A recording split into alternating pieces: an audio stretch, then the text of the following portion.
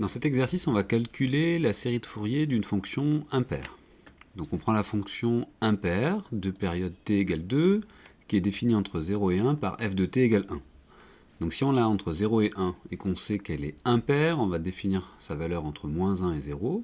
Et comme on sait qu'elle est périodique de période 2, on va pouvoir la représenter sur l'intervalle moins de 2. On utilise à la fois le côté impaire, pour l'avoir entre moins 1 et 0, et la période pour l'avoir entre moins 2 et 2. Ensuite, on va calculer A0 de f, et puis les coefficients de Fourier pour n non nul, à n de f qui sera toujours égal à 0, et bn qui sera égal à cette valeur-là. On construira le spectre, on se rapprochera de la fonction f par la somme partielle P5, qui est la somme partielle d'ordre 5 de la série de Fourier, et puis on donnera l'écriture réelle de P5. On tracera sur la calculatrice ou avec Maple, je vous montrerai le résultat, et puis on utilisera l'égalité de Bessel-Parseval qu'on a vu en cours pour déterminer ces deux valeurs-là, f efficace au carré et P5 efficace au carré. On remarquera que ces valeurs sont proches. C'est ça l'idée, c'est qu'on peut approcher une fonction par sa série de Fourier à l'ordre 5 pour avoir une valeur qui est quand même très proche de la fonction qu'on veut approcher. Donc première question. On sait qu'elle est impaire, donc on l'a entre 0 et 1, donc on va prendre t sur 2, comme la période c'est 2, t sur 2 ça fait 1. On a sa valeur entre 0 et 1, donc on en déduit sa valeur entre moins 1 et 0. Donc là je cherche le feutre.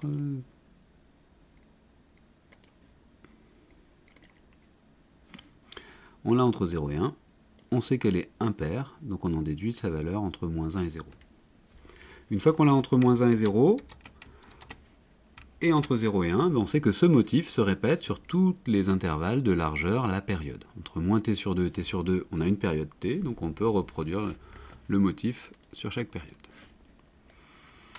Pour calculer an de f, on sait que quand la fonction est impaire, donc ça c'est ce qu'on a vu en cours, quand la fonction est impaire, les coefficients an sont nuls, parce qu'on fait l'intégrale de f de t fois cos. Comme f est impair et que cos est pair, on va intégrer une fonction qui est impaire sur une période. Et une fonction qui est impaire sur une période, ça fait 0.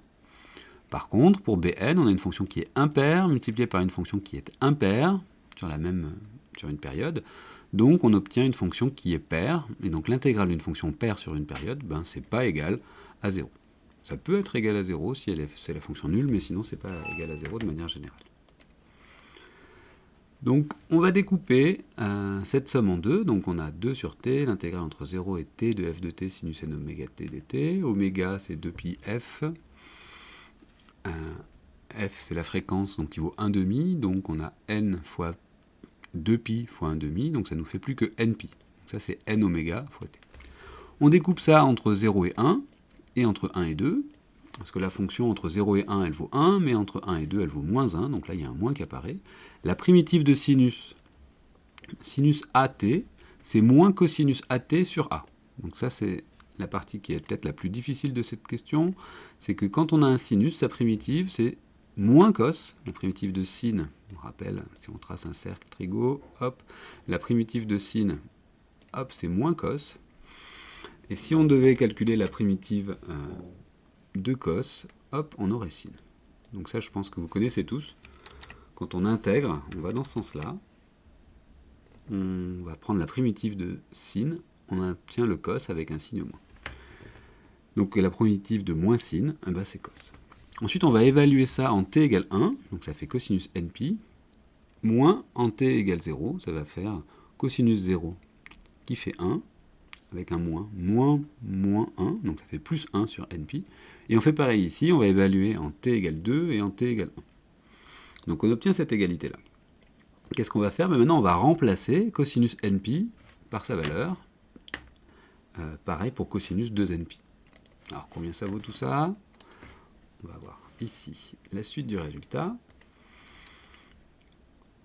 Alors, cosinus npi, qu'est-ce qui se passe? On va tracer pour avoir une idée du résultat.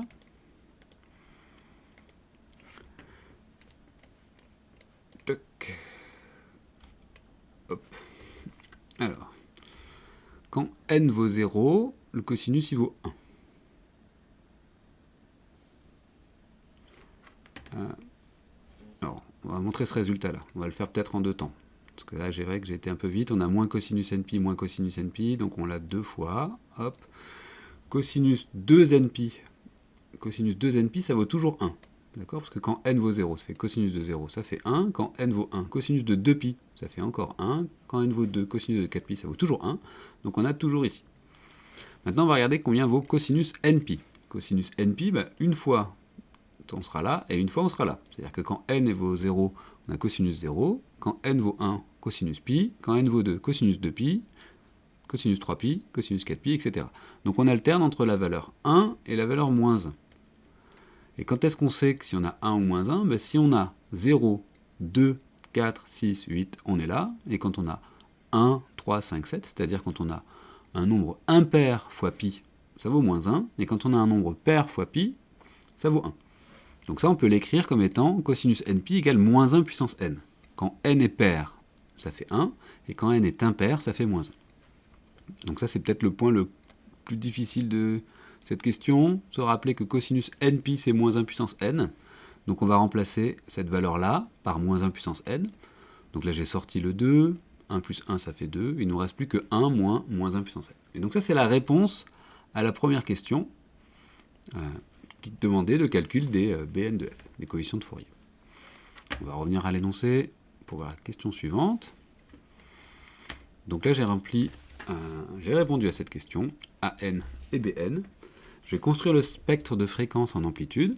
Donc comment ça marche? Bon, on va prendre un repère, on va prendre sur l'axe des abscisses la valeur de n, et sur l'axe des ordonnées l'amplitude, qui est grand AN. Et je vous rappelle que grand AN, c'est racine carrée de petit an carré plus Bn carré. D'accord? Ça, c'est à connaître par cœur. AN est nul. Racine carrée de Bn carré, ben, c'est la valeur absolue de Bn. Et Bn, on connaît sa valeur, on l'a trouvé au-dessus. On va prendre la valeur absolue de ce terme-là. Donc ça, c'est bien important de prendre la valeur absolue parce que une amplitude, ce sera toujours un nombre positif. On va remplacer n par 1, puis 2, puis 3, puis 4. Donc quand n est pair, quand n vaut 2, 4 ou 6, moins 1 puissance un nombre pair, ça fait 1. 1 moins 1, ça fait 0. Donc on a tous les a avec un n pair qui est nul. Quand c'est impair, moins 1 puissance un nombre impair, ça fait moins 1. 1 moins moins 1, ça fait 2. 2 fois 2, 4. Donc on va avoir un 4 en haut, divisé par, donc quand n vaut 1, ça fait pi. Quand n vaut 3, 3pi, 5pi. Ensuite, on va tracer donc l'amplitude ici. Donc ce trait-là, il est à une hauteur de 4 sur pi. Celui-là, c'est un tiers du précédent. Donc on fait à la louche, hein, je ne veux pas une valeur exacte de 4 sur pi. Et celui-là, c'est 1/5 de la valeur de départ. Ok, donc pas de difficulté, une fois qu'on a bien capté que quand n est pair, ça fait 0, et quand n est impair, moins 1 puissance n fait moins 1, on peut tracer le graphe suivant. Ensuite, on va vous demander de calculer la somme partielle de rang 5, donc P5. On a d'abord une petite question sur la valeur moyenne. Bon, pour pouvoir calculer P5, il faut avoir la valeur moyenne, c'est A0, c'est la valeur de moyenne sur un intervalle. Comme la fonction elle est impaire, donc je vous rappelle le graphe de cette fonction, la valeur moyenne entre moins 1 et 1, bah, c'est 0, parce que l'air qui est là est compensé par l'air qui est là. Donc en moyenne, comme elle vaut aussi longtemps moins 1 que ce qu'elle vaut 1, la valeur moyenne c'est 0. On aurait pu le calculer en calculant l'intégrale de cette fonction sur une période. Donc on a A0 qui est nul. Donc P5 qui vaut A0 sur 2 plus la somme des AN cosinus oméga t plus BN sinus n oméga t. On va remplacer les AN par 0 et les BN par les valeurs qu'on a trouvées au-dessus. D'accord, en remplaçant ici n par 1, 3 et 5. Et on trouve que la somme partielle de rang 5, eh bien, elle est égale à... Donc ça, c'est la formule à connaître par cœur. Indispensable pour pouvoir réussir à l'examen. Qu'est-ce qui se passe quand n est pair? Ça fait 0, et quand n est impair, on a ces termes-là. Si vous utilisez votre calculatrice, faites-moi confiance, vous obtiendrez ce graphe-là, donc qui est très proche de la fonction qu'on veut reconstruire, hein, parce que je vous rappelle, la fonction, elle vaut moins 1 entre moins 1 et 0, et 1 entre 0 et 1. Donc là, on est très proche du résultat. Et enfin, si on veut répondre à la dernière question, on va comparer f carré efficace, enfin f efficace au carré, donc c'est 1 demi de l'intégrale entre 0 et t de f de t au carré. La fonction f, comme elle vaut 1 ou moins 1, quand on l'élève au carré, elle vaut toujours 1. Et donc cette intégrale, entre 0 et 2, de 1 dt, ça vaut 2, parce que c'est la primitive de 1, c'est t, qu'on évalue en 2, donc ça fait 2, moins en 0, ça fait 0, 2 moins 0, ça fait 2, 1 demi de 2, ça fait 1. Et si je calcule P5 carré efficace avec la formule de Bessel-Perceval qui est A0 carré sur 4 plus 1 demi de la somme des AN carré plus BN carré, A0 on a dit que c'était 0, les AN ils sont nuls, et la somme des BN au carré, on va trouver en mettant 4 sur pi carré en facteur ici, 8 sur pi carré, donc en fait je sors le terme en 4 sur pi au carré, donc ça fait 16 sur pi carré, 16 divisé par 2 ça fait 8, donc il ne nous reste plus que ce terme là en facteur, et 1 plus 1 neuvième plus 1 25e, ça nous donne à peu près 0,93. Donc ça veut dire que si on approche notre fonction par sa série de Fourier d'ordre 5, on est à 93% de la puissance totale du signal. Donc ça veut dire qu'on a une très bonne approximation uniquement avec les 5 premières harmoniques.